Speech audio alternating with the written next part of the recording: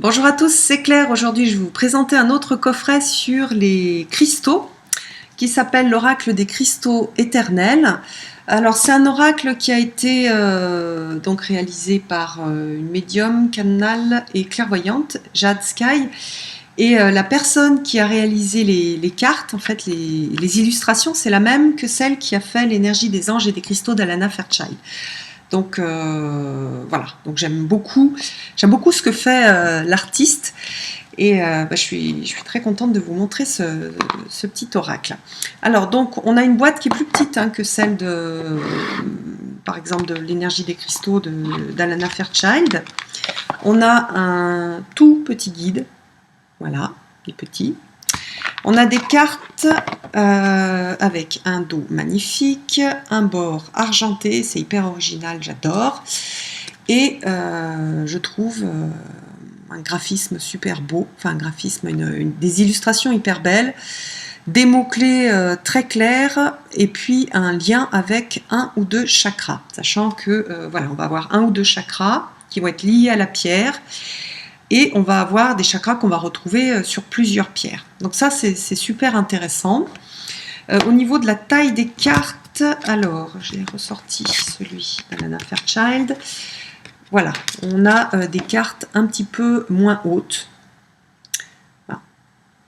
Voilà. Les cartes sont brillantes.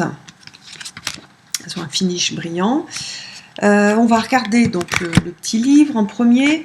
Alors, on a un sommaire avec toutes les cartes. Donc, quand vous cherchez, vous pouvez utiliser en fait de deux façons. Vous pouvez vous dire, bah tiens, moi j'aimerais bien regarder quelque chose sur le jade.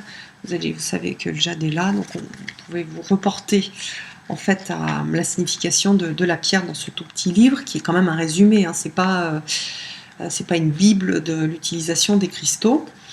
Donc dedans on a une petite introduction.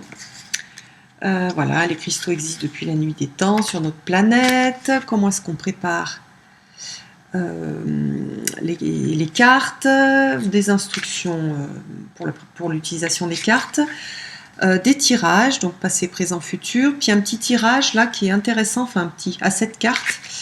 Voilà, avec la situation actuelle, l'avenir proche, les obstacles, l'avenir, les éléments guérisseurs autour de nous, l'attention particulière à vos êtres chers et à vos relations, et le résultat final. Bon.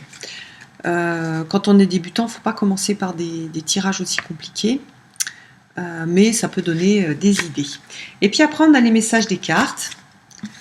Voilà, sur une page de ce petit livre. Par exemple, là, on a l'améthyste. On a la reproduction de la carte en noir et blanc. On a intuition, chakra du troisième œil, donc ce qu'on voit sur la carte. Et puis après, on a un petit texte qui fait un peu... un tout petit peu divinatoire, mais avec quand même des conseils qui sont assez sympas. Je vais vous lire l'améthyste.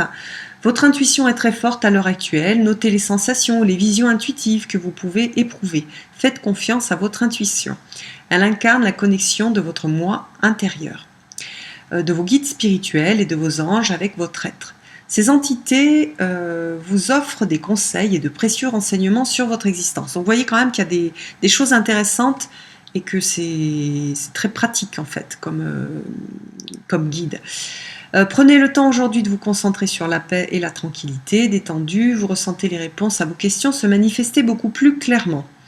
C'est aussi le moment idéal pour rejoindre un groupe de méditation, participer à un atelier de développement spirituel ou apporter un point de spiritualité ou approfondir un point de spiritualité qui vous intéresse.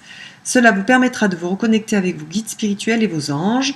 Activer votre connexion intuitive sera synonyme d'auto-guérison à de nombreux niveaux et contribuera à améliorer votre capacité à aider autrui, à guérir par le biais des mots, de l'énergie, voire par imposition des mains. L'améthyste peut s'avérer très utile comme soutien pour guérir les blessures du passé. Elle est associée au chakra du troisième œil, lui-même en lien avec votre intuition. Donc pour vous connecter à celle-ci dès à présent, il incombe de maîtriser le pouvoir de ce cristal. C'est la pierre porte-bonheur des natifs de février. tirer cette carte peut indiquer que ce mois aura une grande importance pour vous l'an prochain. Voilà. Donc là, je vous ai tout lu. Vous voyez un petit peu quel type de message on peut avoir. Donc, quelque chose de beaucoup plus pratique, beaucoup plus voilà, incarné que, par exemple, des messages plus spirituels d'Alana Fairchild. C'est très court, donc on a tout de suite l'information. Donc voilà, ces deux, j'aime beaucoup ces deux coffrets. Je les trouve, voilà, chacun avec son style a un truc intéressant à raconter. Alors j'avais une carte blanche dedans. Je ne sais pas si tous les jeux l'ont ou si c'est un défaut de fabrication. C'est pas grave. Moi, je pense que je vais la garder parce que c'est intéressant. Ça sera la carte de la carte blanche justement, où ça veut dire réfléchis par toi-même, et là t'as pas besoin de guidance, t'as besoin d'aller chercher à l'intérieur. Alors voilà, donc de belles cartes, super bien présentées, avec des cristaux assez voilà, traditionnels, marine. Donc vous voyez, parfois on a un morceau de la pierre, et là c'est pas un morceau, c'est une sorte de vortex, mais de la couleur de la pierre. Voilà, ici on a un petit dessin super beau que j'adore, avec une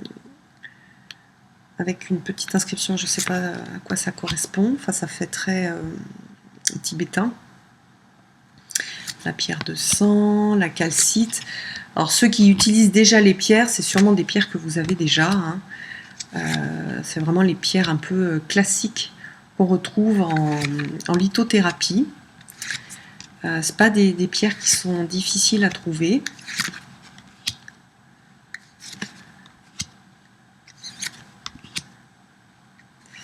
Et voilà, sur chaque carte, par exemple, là on a le grenat, chakra du cœur et chakra sacré, engagement. C'est magnifique cette carte, j'adore. En fait, je trouve que ce qu'elle a fait derrière, ça exprime bien, ça va bien en fait avec le petit mot-clé. Elle a fait vraiment du bon boulot, l'artiste. J'aime bien. Voilà le jade, chakra du cœur. Donc là, un petit cœur derrière. La labradorite. Capacité psychique, chakra du troisième œil. Magnifique lapis lazuli.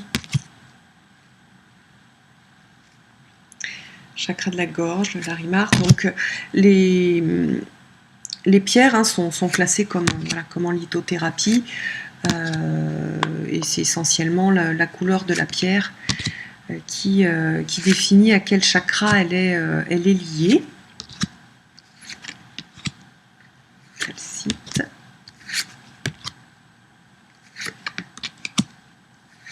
Le rubis. Quartz à inclusion de rutile. Ça, c'est un petit peu plus... Enfin, on en trouve, hein. La sélénite, c'est classique. L'œil de tigre. Animaux, chakra du plexus solaire. Ah, elle est belle celle-ci. Je n'ai pas beaucoup travaillé avec ce jeu. J'ai juste fait deux, trois petits trucs très sympas d'ailleurs avec. Mais je pense qu'il est... Enfin, ce que j'ai pu expérimenter, je l'ai trouvé très parlant. Puis voilà, les illustrations, elles résonnent bien en fait. Je trouve qu'il y a vraiment une jolie, une belle énergie dans ce jeu-là. J'aime bien la façon dont les pierres sont présentées. C'est sobre et en même temps parlant. Voilà, alors qu'est-ce que je vous ai pas dit le nombre de cartes, je sais plus, je les ai pas comptées.